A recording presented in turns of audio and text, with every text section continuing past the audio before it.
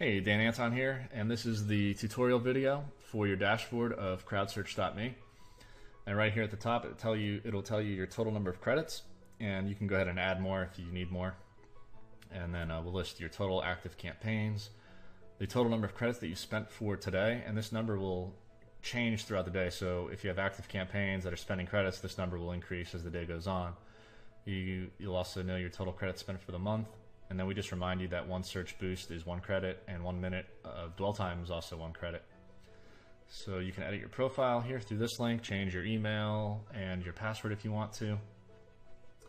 Down below here we have your campaign list, and this little box is a search filter box, so you can just quickly enter a name of your campaign that you want to filter by and then hit enter, which is great for organization purposes if you have a lot of campaigns.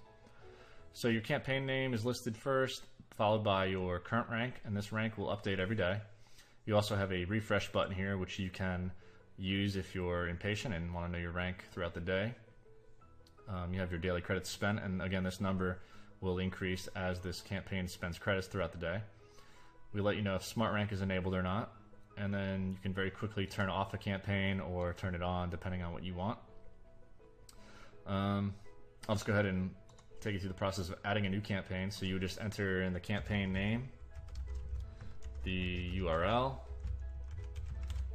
you would enter your keyword, and then select the country version of Google that you care about most, whether it's .com, .co.uk, etc. So .com is the default though, it's most common, most popular. You also have this option here to use exact URL match. Default is leaving it off, which will find any URL for this entire domain for this keyword. It'll report that back. But if you click exact, it'll only report back this particular URL and keyword combination. So that's completely up to you how you want to use that. If you don't care that much, just leave it as global and it'll be fine. All right. So when you click next step, it would take about a minute or two. So just be patient with that because it's analyzing the search volume for that keyword. It's trying to find your keyword rank, and it's going to use all that data in the next step. And I'll go to an existing campaign that I have here, and this is similar to what you would see after activating your campaign and going through that process. So it'll tell you the start date for your campaign, it'll tell you the starting rank that you started at when you created this campaign, your current rank, and then it'll also tell you, some credit info here, your keyword search volume, and this is your monthly search volume. So this number here, I'm just going to address that a lot of people sometimes submit tickets and they're curious that the search volume is much lower than what they find in Keywords Ad Planner. And the reason for that is Google AdWords Planner is using phrase match, which is not exact match, which is what this system is, and it's a lot more accurate to use exact match. So it's a really quick, simple way to explain that to you. So this data is from SEMrush.com, and their data is very accurate for exact match. So that's what we use. All right, so you'll see some of this information just that you saw on your dashboard. So the campaign names here, the URL. So for this particular one, this is an exact match we're using for this keyword. That's just the way we wanted to set this particular one up. And you won't be able to edit. Once a campaign is created, you can't change the URL, the keyword, and the search engine because it's locked in. If you want to change anything, just create a new campaign basically and delete this one. All right, internal browsing. This is the process of the search user going to your page, going to this main domain, and then going to this URL that you input in the system, and then after it's on there, it's going to start browsing other internal pages for your site just to create that natural process and help with that dwell time and just show that content is being consumed on your site. But if you want to turn that off, you have that option, and it'll just stay on this URL the entire time that you specify. You also have an option to turn off random browsing, and if you do that, you can specify what URLs you want them to visit. So if you have specific interpage URLs that you want them to visit, you can enter them here, up to 5. If you leave it on random, which is what I always recommend anyway, it'll hit those URLs, law of numbers, it'll eventually get to them anyway. As the CrowdSearch army gets through and does these searches, eventually it'll visit those sites, I'm sure, those interpages. But you have that power to do that. Smart rank. Now we recommend keeping this on because what this does is it looks at your search volume and it looks at your current rank, and it looks at these two factors every day and adjusts from there. So what it tries to do, you know, this algorithm has been, I've been tweaking it for the last year and a half basically, and trying to find the sweet spot for these numbers. And I think I've got it down pretty well. So always enable Smart Rank if you can. Now there are times where you're not going to be able to enable Smart Rank because it'll say disabled due to, and then the reasons are search volume's either too low, so we can't, the algorithm doesn't know what to do with it, and or the keyword rank is not, it's not ranking. So if it says NA here, that means that we can't use it because we need to know where you're ranking first. And the system works like this. If you're ranking within the top 120 results, Smart Rank can be used if your search volume is high enough.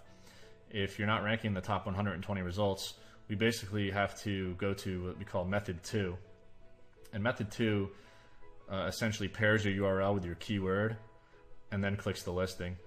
And that helps drive relevancy. So what I mean by that is, all right, let's look at this one. Let's say that this URL is not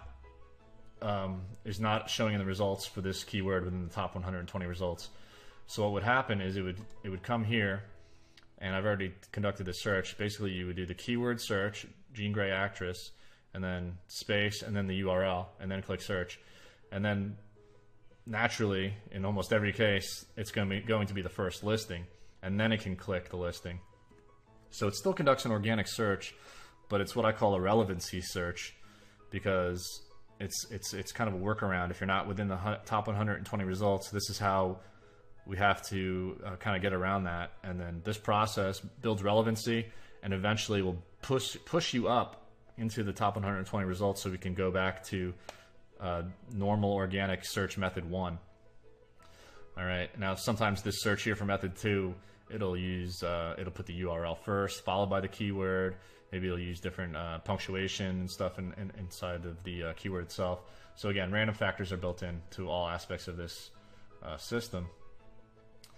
Going back to Smart Rank though, if you want, you can manually change the searches per day, the minutes spent per visit, and you can change it through the sliders or these arrows, or you can just enter the number, you know, if you want like this. A lot of different ways for you, and then it'll tell you your daily credit cost. If you have Smart Rank available, I recommend just keeping it on because it's a system that we've really put a lot of work into adjusting. And even with Smart Rank on, we report, you know, what you're going to have, 3 searches per day for this particular one with approximately 2 minutes. This isn't in stone either. This changes every day. So don't get hung up on, wow, it doesn't look normal if I have 3 exact searches per day. It's not always going to be that way. It's going to change. There's, like I said, there's randomness built into this entire program from every aspect of it. And then we approximate the number of credits that you're going to have spent for this campaign within a 24-hour period. And then you can delete the campaign if you want.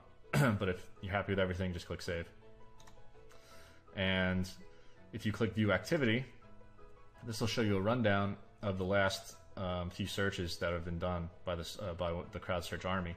So looking at this most recent one, you can see that the CrowdSearcher opened up google.com, searched for the keyword Jean Grey actress, went to page 1, okay, didn't find it, went to page 2, found the result, visited the website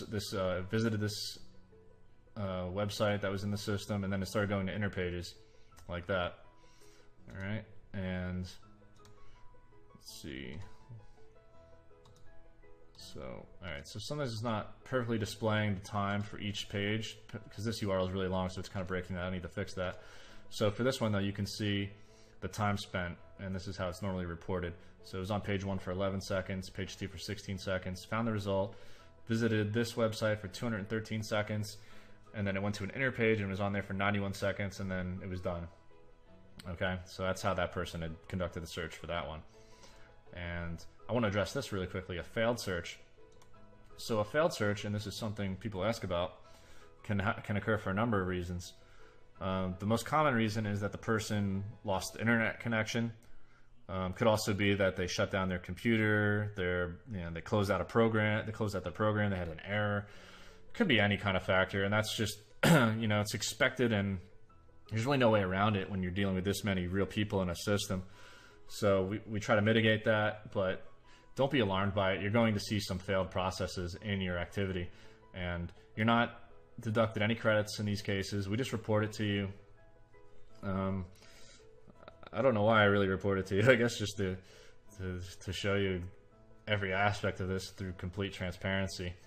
I could remove it, I suppose, and maybe I will in the future, just because I don't think there's a real big purpose behind displaying it. But for now, that's what it does. That's why it's there. So now you know. So don't be alarmed. If you submit a ticket to me, I'm going to tell you to watch this tutorial video, because I obviously know you didn't watch it. All right, that's how I'm going to know. And I think that pretty much covers everything.